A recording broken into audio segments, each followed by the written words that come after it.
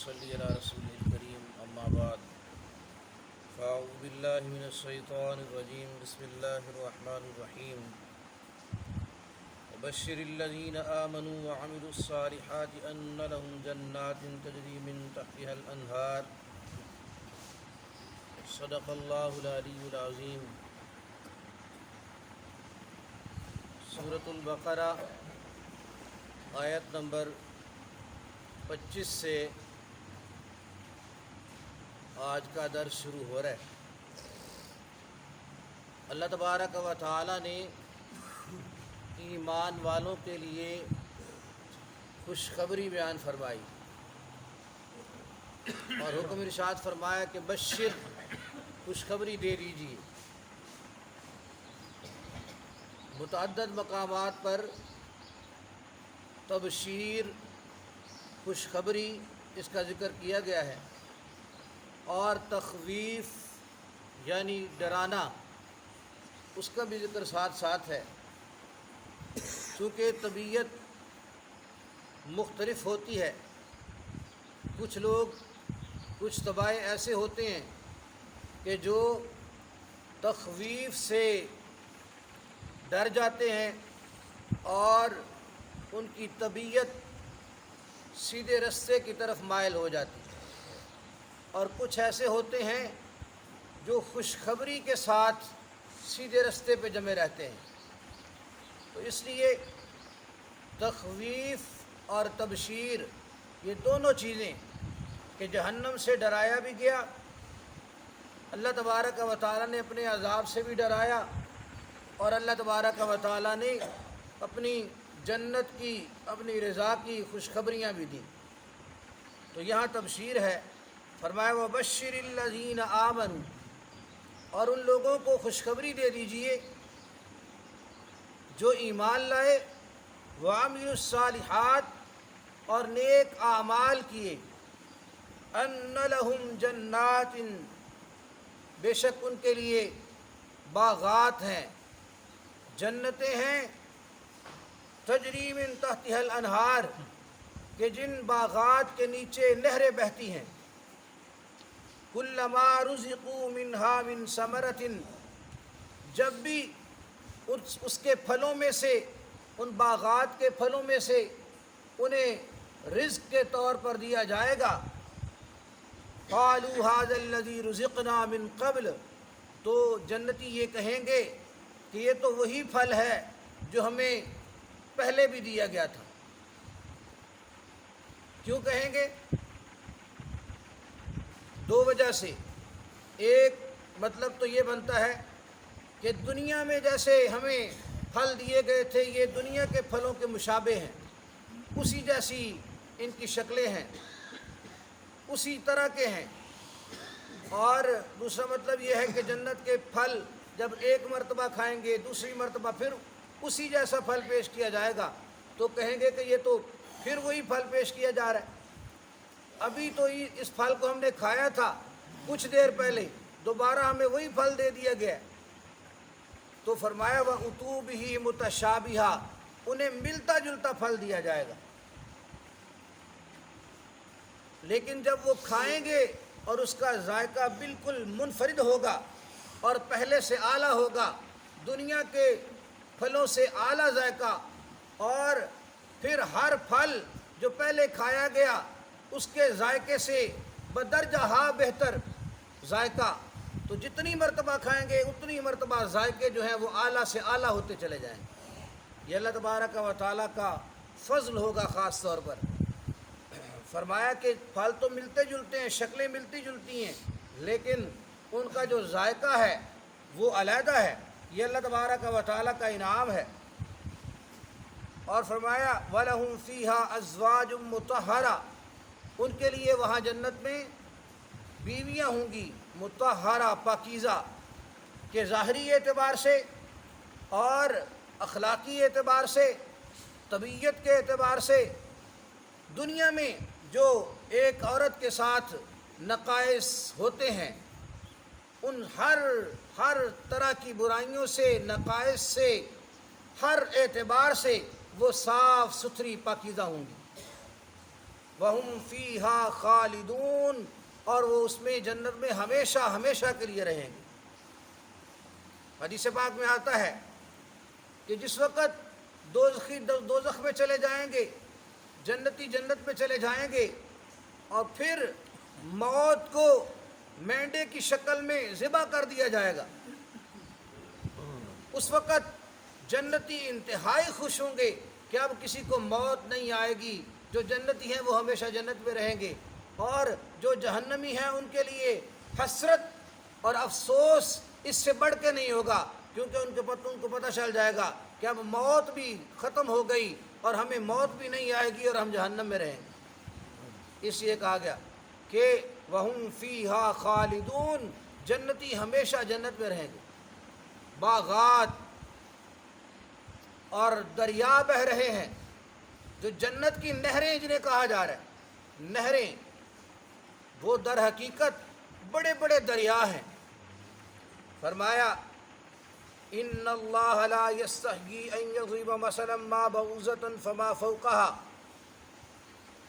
چونکہ مسئلہ توحید کو سمجھانے کے لیے مثالوں کا ذکر کیا گیا، اور مثالیں جو ہیں وہ مچھر کی مثال بھی، مکھی کی مثال بھی، اس طرح کی مثالیں جب ذکر کی گئیں تو کفار نے یہ اعتراض کیا کہ کیا اللہ تبارک و تعالیٰ کی یہ شان کے لائق ہے کہ اللہ مکھی کی مثال دے، مچھر کی مثال دے؟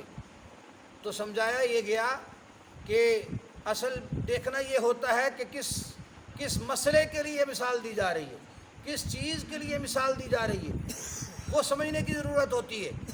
تو اللہ تبارک و تعالی مسئلہ توحید کو واضح کرنے کے لیے، کسی بھی اہم مسئلے کو واضح کرنے کے لیے اللہ تبارک و تعالی تو نہیں شرماتے، چاہے مکھی کی مثال دینی پڑے۔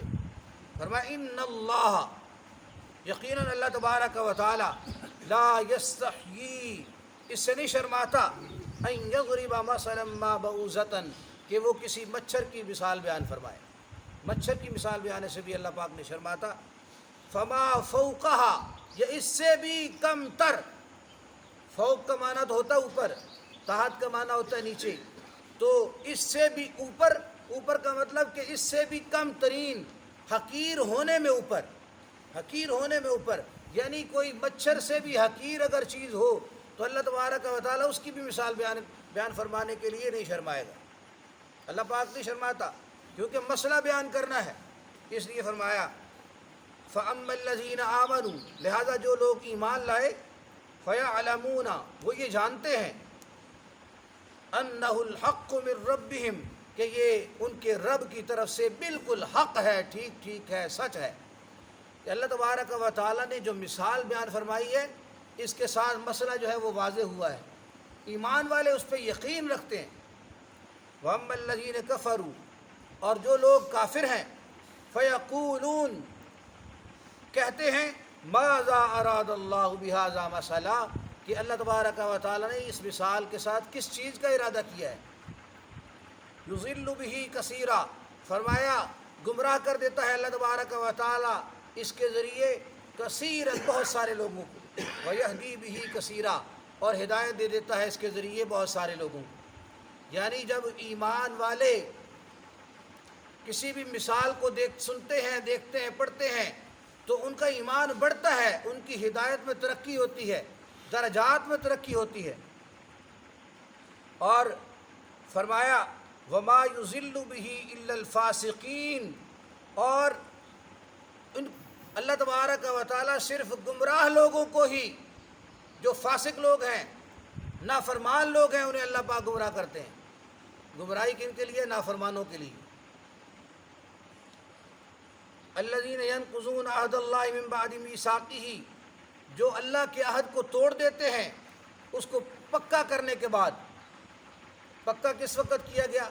ایک عہد یہ ہے کہ جب عہد الست، جب کہا گیا کہ الست بربکم، کیا میں تمہارا رب نہیں ہوں؟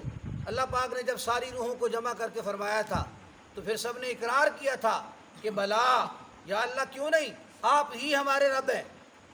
ایک وہ وعدہ تھا، اور ایک وعدہ پھر دنیا میں آ کے جب کیا گیا۔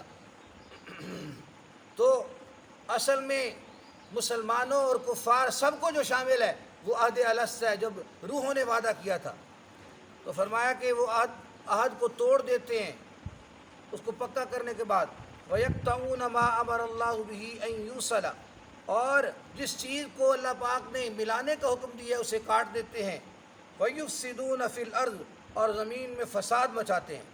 أُولَٰئِكَ هُمُ الْخَاسِرُونَ، یہی لوگ خسارہ پانے والے ہیں۔ ایک صفت ان کی ذکر کی گئی کافروں کی کہ یہ وعدہ توڑ دیتے ہیں، اور دوسری یہ چیز کہ جس چیز کو اللہ پاک نے ملانے کا حکم دیا اسے یہ توڑ دیتے ہیں، قطع کر دیتے ہیں، اور تیسری یہ چیز کہ یہ زمین میں فساد بچاتے ہیں، فساد بپا کرتے ہیں۔ اللہ پاک نے کس چیز کے ملانے کا حکم دیے؟